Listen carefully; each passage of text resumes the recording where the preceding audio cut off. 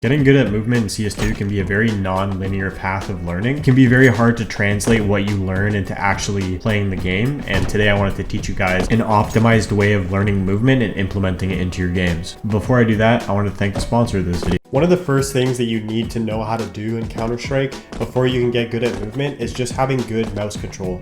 I feel like this is something that's insanely overlooked when people are looking to improve at the game, and honestly it can make bad clips look good and good clips look bad if you're on one side or the other. If you have bad mouse control, you can have some really tough times making things look nice and also just have success playing the game. And if you have good mouse control, it just elevates your game not only from a competitive sense, but also can just make everything you're doing look a lot better. The first step to getting good mouse movement is having a good sensitivity. And now I can't really tell you what a good sensitivity is, but I would recommend trying to find something between being really high and really low, kind of like a middle ground. For me personally, I think that 1.1 to 1.5 800 DPI is the sweet spot for CS. The two key fundamentals of aiming is smooth aim and flicking. Now when this comes to clearing out environments, it's going to look something like this.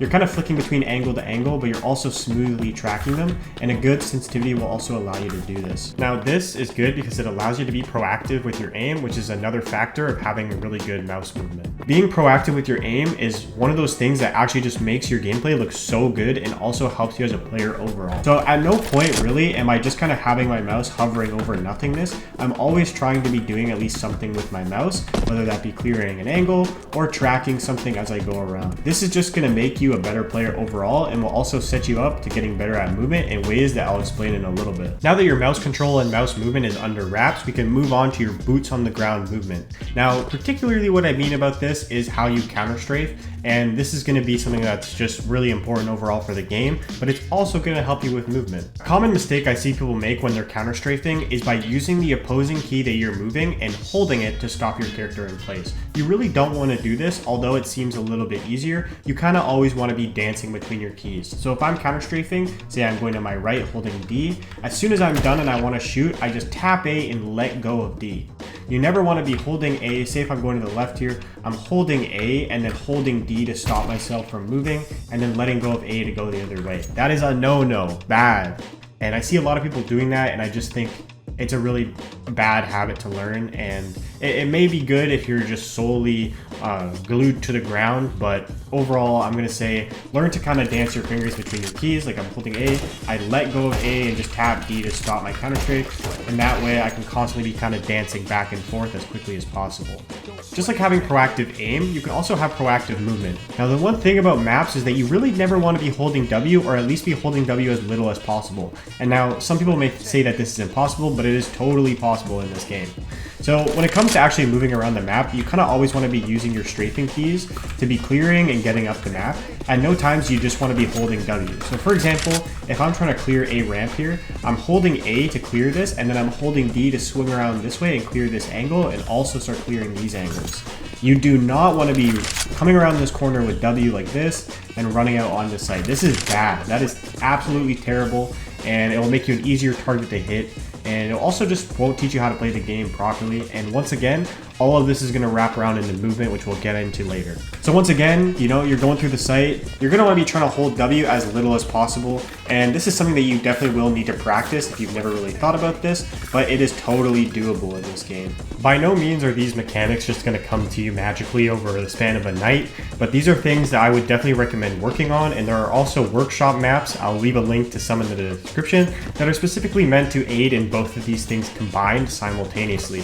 So next up, we're going to get into the actual movement stuff, and these were kind of just like the core fundamentals that you kind of need to have a good grasp on to really progress in movement. So we're going to get into the movement stuff right now. All right, so we're going to learn how to air strafe, and to learn how to air strafe, I would come to this website here, CS2browser.com. This is basically a community browser website, and if you hit KZ, it'll bring up a bunch of KZ servers here. You're going to want to find your region here. So for me, I'm looking for an American or Canadian server, and I found one right here, CS2KZ number 2 US. and you're just going to hit this little button here and open Steam, and it will load you into a game. Once you're in the KZ server, you can do the main course if you'd like, but I'd highly recommend coming to the LJ room, and this is where you're going to learn to air strafe. So I taught you guys how to tap strafe, and that's the mechanic that's going to branch into air strafing. And the way air strafing works is basically you're going to want to run forward, you're going to want to jump and let go of W. That's the most important thing. As soon as you press jump, you want to let go of W and then transition into either A or D depending on the direction that you're looking. One thing to note is the weapon that you have out is really important. Your fastest default running speed is with a knife, obviously, and that's going to be at 250 units per second. Alright, so the inputs are as follows. You're going to hold W till you get 250 units per second, and then you're going to want to jump and let go of W, and then use the directional key. So I'm going to demonstrate to the left, and so that would be A. So I'm holding W, I got 250, now I jump and hold A and look to my left, and that is a 1 strafe air strafe. So air strafing can be done in multiple strafes. You don't need to just do 1 strafe per jump. So for example, this is a 2 strafe. So I jumped and I held A, looked to my left, and then as I was looking to my right, I started holding D and let go of A. The other thing I taught you guys about is mouse control and mouse movement, which is another thing that really is important when it comes to air strafing. Smooth mouse movement and also kind of flicky mouse movement all comes into having a good air strafe. And once again, this is going to build onto another thing that we're going to learn later on. So when it comes to air strafing, you don't want to just flick back and forth really fast because it's actually going to slow down your momentum rather than propel you forward. All right, so once again, to do a successful air strafe, you're going to want to get 250 pre-speed, and then when you jump, you're going to let go of W, and then you're going to go and press the movement key in whichever way you feel comfortable looking first. So I'll demonstrate going left, right, left. So a 3 strafe air strafe, and as you can see, I let go of W, and then I just switch between my movement keys and look in that direction. Air strafing is going to take a long time to learn. Getting the sync down is like really important. Your sync, it basically means how well you tie looking left and right with your movement keys. It just takes a long time to learn, so don't beat yourself up about it. And a great way to learn stress-free is in a KZ map. So once you have a general grip on how to do air strafing, there's no harm in just trying a KZ course and just doing it as slow as possible. You know, you don't have to B-hop the whole way through, but this is just a great stress-free way of learning how to air strafe. You know, you're not worried about dying, and the worst thing that could happen is you fail the course and you get teleported back to a checkpoint. All right, so next up is bunny hopping. I'm sure everybody knows what bunny hopping is. It's honestly a legendary mechanic in Source games, and it's just so satisfying. So the way that you're going to learn how to bunny hop is by coming into a practice match. You're going to want to hit practice, competitive, enable infinite warm-up, and just pick a map. I would choose something like Nuke or Vertigo because they have notoriously flat grounds, and you're just going to want to load up the game. Once you're in the game, I would open up your console and type SV_cheats true and SV_auto bunny hopping true and SV_fall damage _scale 0. Now, what that does is, I don't want to teach how to auto bunny hop per se, but when you enable that setting, it allows you to hit B-hops a lot more often. Now, you're going to want to have your jump either bound to mouse wheel down or mouse wheel up. This is like the most important thing. You just can't really bunny hop with spacebar, and the way that you're going to do this is by having a config. I'll leave a config down in the description, and I'll also leave a video link to one of my videos on how to set up a config. You cannot be banned in game for it. You can use it on Faceit, whatever, yada da. But I'm not going to teach you guys how to set up a config in this video. But you're going to need to bind your jump to mouse wheel down or mouse wheel up, and you're going to need a config to do so. Alright, so B-hopping is really just stringing jumps together with air strafes in between it. You don't technically need to air strafe, but a proper B-hop is utilizing air strafing, which is why I taught you guys how to do it first. One thing to note is that bunny hopping is not guaranteed, and let's just say you failed a bunny hop the first time. Don't try and continue that line of bunny hops. Just reset, run again, and then start trying again. So just the way that the Source servers work, you're not guaranteed a B-hop every single time you go for a B-hop. So if you don't hit one, don't think that you're doing something wrong. It just means that that tick, it just said no. Where I would start is just understanding the general timing of scrolling, and I would do that by running in a straight line and then just jumping and kind of scrolling over and over, once again at a medium pace, until you start hitting at least 2 to 3 jumps in a row. And then from there we can go forward. So once you've got the timing of the scrolling down, it's time to add in air strafing. The classic B-hop is doing a 1 strafe to the left and the right, or vice versa, in between each jump. So it looks something a little bit like this. Going left and right as you hit the ground, you switch directions, kind of going in a snake formation. Now, If you don't want to do that and you feel like you've kind of upped your game a little bit more than doing something that simple, you could do multi air strafes and B hops where you can go like left and right before landing again. You can do like up to 3 strafes per B hop, I would say, and just kind of mix it up. Once again, all of this is really important that you're not holding W while doing so. And the reason that is because your strafing is going to look a little something like this. If I'm holding W, as you can see, my strafe isn't a true strafe. It's almost like I'm getting half of the strafe that I need to be going where I want to go. So once again, you've really got to let go of W to get a proper strafe going, because as you can see, holding W, it's no good. All right, so next up is learning how to long jump. And to learn to long jump, you're gonna need a long jump bind. And for that, you're gonna need a config. So once again, there's gonna be a link in the description on how to set up a config. So first things first, if you run and jump in a straight line with your knife out, you get approximately 217 units if you don't crouch. This can be extended to 224 units if you do crouch. Using a long jump bind and having good air strafes can push your jump length up to around 240 units into the mid 240s and with vanilla settings. Squeezing an extra 16 to 20 units out of your jump can feel kind of insignificant, but you have to realize that Counter-Strike maps are made very compact, and squeezing out those extra units can cause you to hit things that you can't normally hit by just jumping in a straight line. Once you have an LJ bind set up, the most effective way to learn is by joining a KZ server where you can see LJ stats. Currently, while I'm recording this video, I cannot find a long jump server. But normally FKZ is up, which is the one that I had that clip of me with the hedge mazes and the butterfly in. So I'm just gonna have to teach you guys without the little stats thing, but I'll leave a link to the servers that do give you statting so you can see kind of where you're improving and where you're kind of falling behind. So you have the LJ bind, and the way this thing works is you just want to press it as fast as you can, and what it's going to do for you is jump and crouch for you at the same time. Now you want to hit it as fast as you can, like I said, and then once you have liftoff, we're going to go back to the technique that I taught you guys about, air strafing, which is going to be the key thing that propels you forward.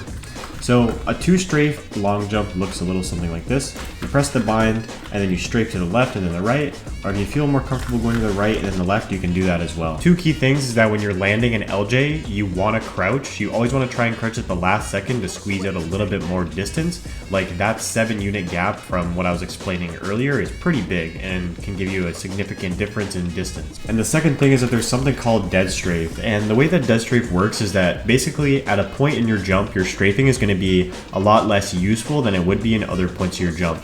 Dead strafe is typically found just before the peak of your jump. So when you're going for your 2 strafe, you kind of want to time strafing around the dead strafe. So what I do is I do like a hard strafe at first, and then as I'm coming up to the peak of my jump, I slow down my strafe and then I speed it back up near the end.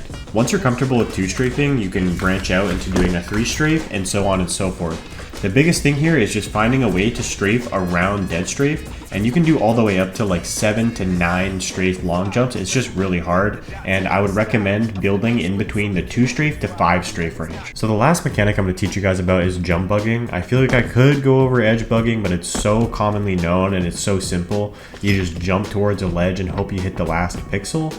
So I'm going to be going over jump bugging, and then we're going to close off the video with how to route, and then yeah, so let's get right into it. Okay, so jump bugs have become a little bit more complex than they used to be. You used to just jump and then hit a jump bug bind and you'd be able to do it. You still can in some areas, but they've kind of made it more complex with an update they did a little bit ago. Jump bugs actually have a good functionality. For one, they negate fall damage. So if you're jumping from a high height and hit a jump bug, you're not going to take any damage. And it also allows you to hit a higher height out of a B-hop, allowing you to get on top of things that you can't normally get on top of with just the B-hop. To perform a jump bug, it's actually quite simple. You're just going to want to jump and then crouch during your jump. And then right as you're about to go for your next B-hop, you're going to want to uncrouch and scroll for that next B-hop. And it will give you an extra bit of height and kind of spring you up more. After you get the height from the jump bug, you want to crouch to squeeze out a little bit more height, kind of like the length from the long jump. You can simplify the inputs of a jump bug with a jump bug bind. Once again, it's in that config that I said to go download when you're trying to learn the long jump. But basically the way it works is that you're going to go for your jump, you're going to crouch in the air, and then right as you're about to land and go for your next B-hop, you use the bind to go for that B-hop, and it will uncrouch for you and jump, giving you a jump bug. Jump bugs can't be hit at any height, so some of them you just can't do if you jump off a certain surface. Otherwise, you're going to have to find ways to get into them. So a B-hop, a mini jump, or a long jump. or a jump bug into another jump bug. These are all ways that you can get a jump bug to work, but they don't work from every height, and it all just comes down to testing around. All right, so next up is learning how to route. And the one thing that I have to say about routing is that a lot of it comes down to map knowledge, just knowing what things are in what area and what you can and can't jump on top of. And then the next thing would be just breaking down all the mechanics that you learned from this video, like long jumping, jump bugs, air strafing, b-hopping, and combining them together into a route. So for example, in the jump bug clip that I showed on T-Roof here on Nuke, I did a b-hop to a jump bug to a b-hop back on top of this thing. So it's kind of like looking at an area, knowing what you want to do, and how to combine all the mechanics into things. Another example would be over here. You can go for a b-hop to b-hop to b-hop to edge bug right here, or you can go like b-hop, b-hop to a surf to edge bug. So it's kind of just breaking down areas and thinking, hey, what can I do here? My biggest tip is to not fall into habits. Obviously you should practice routes in offline. You know, there are a lot of things you can do, but once you get comfortable with a route, I find a lot of people start continuously doing that route over and over. I'd say the pinnacle of this is one hop on Nuke, where a lot of people will learn how to one hop, and then that's like the only thing they do on CT side Nuke. So long story short, just break down environments, figure out routes that you can do in them, and then always branch out and explore new options rather than just finding certain little things that you're good at and continuously doing them over and over, because then you'll be good at this little area of the map, but you won't actually be that good anywhere else. So just explore and have fun with it. And if you don't have ideas, look at other people's videos, and don't feel like you have to be a set amount of good to hit a route, because there are different skill levels for different routes. So that about does it for this video. This one took me a long time to put together, and I hope that it taught some people things and got people motivated to get in the game. And yeah, so I appreciate everybody for being here and watching this video, and I'll catch you guys in my next one. Peace out.